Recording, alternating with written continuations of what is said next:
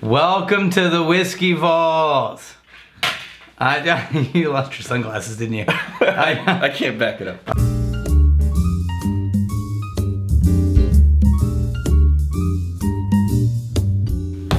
Today is Jean of Tuliev Day. Today is Jean of Tuliev Day because, I don't know. He brought us a whiskey. Oh, he brought us a whiskey. Oh wait, this is fairly old looking. Yeah, I'm excited about this one. Jean of Tuliev, you magnificent bastard! I feel like I'm an apprentice all of a sudden or something. It's like, here, you take this one. That's what I'm going for. We'll see how you do. No, it's like, I'll start it. Okay. Then I'll hand over the reins. Just training me? Yeah. You try it on for size. I'm here if you need me. This is so demeaning. Okay, so Lombard is a company, right? Lombard? Lombard. They started in the 50s or 60s. Sure. And they were one of the original independent bottlers, specifically going and purchasing whiskeys from other distilleries like Signatory and these guys. Yeah. They were one of the first. And what they did was they purchased new make. And then they took those barrels and watched over them until they were ready. Instead of just saying, we want one of that barrel, one of that barrel, right. They said, we're gonna commission a new make spirit into a barrel, and then it's ours. And then we're gonna manage it until it's ready. And on their Jewels of Scotland, all of the releases are no color, no chill filtration, and often cask strength. That's 52.5%. Isn't that beautiful? Yeah, cask strength, no chill filter, and no color added. Now, basically, this is Deanston Distillery. This is distilled at the Deanston Distillery. Yep. So, Deanston did the new make, and then they took the new make and put it in their barrels and they washed it? Yeah. Okay. Cool. This is 21-year-old Deanston. Damn. Cask strength. Yeah. What they thought, this is what Deanston... Well, this is 21-year-old Deanston new make that they took from Deanston and did stuff to for 21 years. The original cask whiskey. Oh, damn it. That smells so good. We got to compare this to the original. Oh no, we're going to compare it to the real one right now, just in the nose alone. This smells nothing like I remember Deanston 12 smelling, which is weird. I don't think Deanston gets this high in the proof. What? No, they really don't. Okay. They're at 46. How old is that? This is 12. Okay. So we're gonna need double the It's almost a decade, to get approximately the same age. Oh, you know what? No, I'm wrong. It's all that bourbon ruined my nose. It does smell very similar. It's not as strong though. You can definitely tell this is a lower proof. Oh, you know what? That's okay. There's what I was looking for. When I smell Deanston 12 in the normal order of when I'm doing tours, I'm always looking and finding that sort of honeysuckle with black pepper spice. Look for in the original. Forget that one. But honeysuckle. I know. Honeysuckle, black pepper spice. Yeah. Right? Now, this one is so dynamic that the honey gets turned up almost twice as loud. And I can't find the pepper behind it. No. I'm getting a lot of heavy nose stuff, but not a lot of pepper. Yeah, that is honey and... So what fruit notes are here? There's fruit notes, but it's not sugary sweet. No, it's like really light. That's not a pear. It's not apricot. No. It's not lemon. Although it is getting close to limoncello notes. Limoncello. That sugary lemon? Yeah, but it's not super, I don't get that white grain sugar. Oh, dude. There's the pepper. Dude, that is good. I mean, that's whiskey for dessert right there. There's no question, right? It makes me want to cry. Yeah, that's whiskey for dessert is what that is. That is... Now I'm adding a little water to it. The sugar definitely showed up on the taste more so than the nose. But no, there's still the little spike of peat. I got a really rich Irish butternut. That's what it is. Yeah. It reminds me of Irish whiskey. Yep. What Irish whiskey do we want to pull down? My loyal employee, my young apprentice. Here's what I'm going to say. My churlish subordinate. Taste the 12. The 12 actually has more kick to it. Even though it's a lower proof on the taste. More of the peat shows up in the aftertaste, and it has this little bazing, which is what I love about Deanston. This little zing at the end. Yeah. This one lacks the zing. The peaty zing.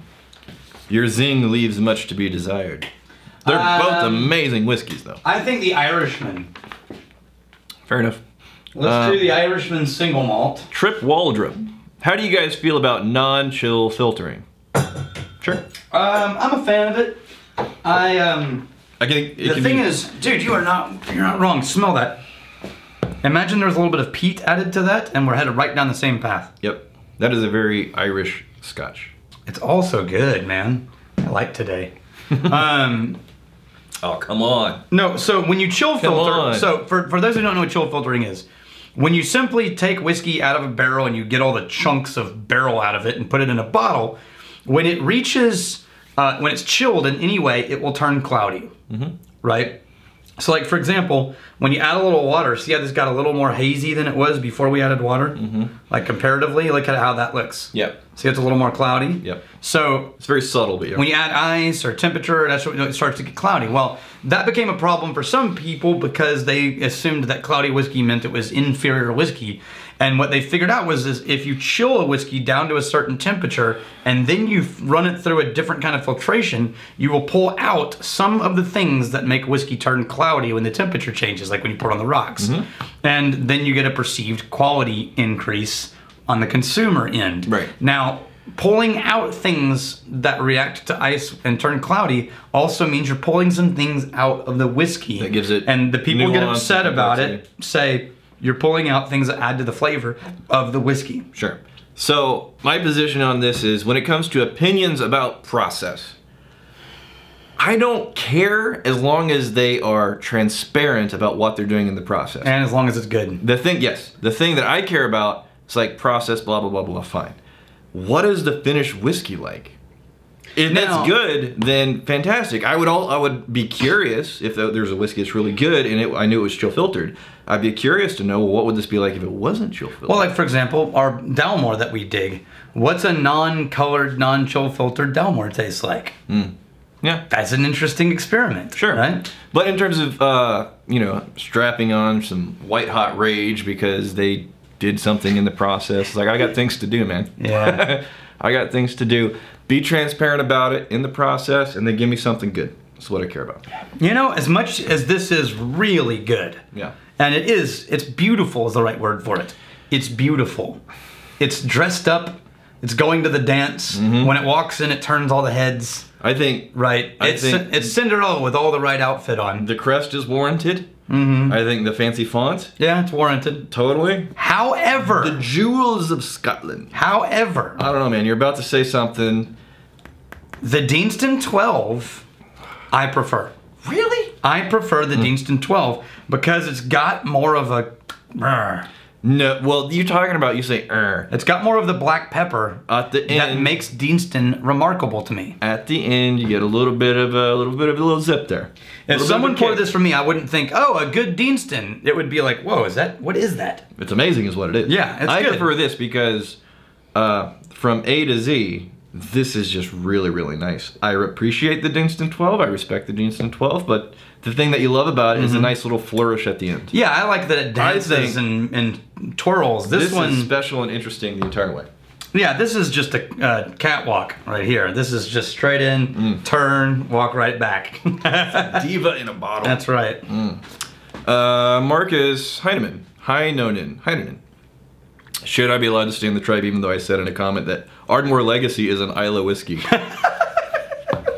You're dead to me. Dude, here's the thing. If people got kicked out for every time they misspoke on the spur of the moment, this show would not exist. Every other episode we'd be removed. Because we don't edit this show for anything except for close-ups, really. Chad, you do nothing. Yeah. We, I mean, we chop things for length and we make them a little, but very, very often I'll watch a preview of an episode before it gets released and I'll go, I totally said that wrong. Like that whiskey is not from that country, but I spoke very specifically that it was this. So here's I got the math wrong. I did it in fourths instead of thirds. Here's the thing. And instead of editing it out, we just let it go. No. Here's the thing. Because you don't really YouTube. People, whenever they misspeak in YouTube all the time, they'll just flash up on the screen. They're going to stop the video. Just big asterisk, here's what it meant to say while the video's going. So you can correct whatever you want. Oh. It's like, Chad, just plaster this over my face for a few seconds. Yeah. So now you have no excuses. Okay. Now you have to be on the ball. Well, for a year and a half, we haven't corrected anything. And actually watch all the reviews. Which is why people like Jimmy Leg are always like, yeah, these guys are entertaining, but they have no idea what they're talking about. Jimmy Leg. How fluffy is your neck beard these days? Like, have we reached the full 12 inches yet? I'm imagining Jimmy Leg, neck beard down to the belly button. Not even chest hair, it's just the beard of neck so thick. The beard of neck. That he's going for. He's not quite achieved it, I don't think, but I think he's going for this place where he didn't even have to put on a shirt. He has so much robust neck beard. He can just walk outside. If he ever turns around, you see his back, which is weird. But just a neck beard vest. Right in the front there. I'm thinking he's clean shaven. Really? Yeah. I don't know, man. I can hear the rustling of the neck beard every time I read his comments. Take us home. This intense, rich honey, a buttery Irish note. Yeah. It's got floral notes. It's got some fruity notes. Not too sugary, but definitely one of the sweeter whiskeys. Mm-hmm. And the fact that it's a higher proof takes you right up there, and it's just big, loud, dynamic flavors through and through. Strong beginning, strong finish. I really like it. Thank you, Gene. Here's to fighting, stealing, and drinking. If you fight, may you fight for a friend. If you steal, may you steal a lover's heart. And if you drink, may you drink with us. Hey, thanks for hanging out with us in the Whiskey Vault. Don't forget to throw in a like, hit that subscribe button on the bottom right, and drop a question or comment down below.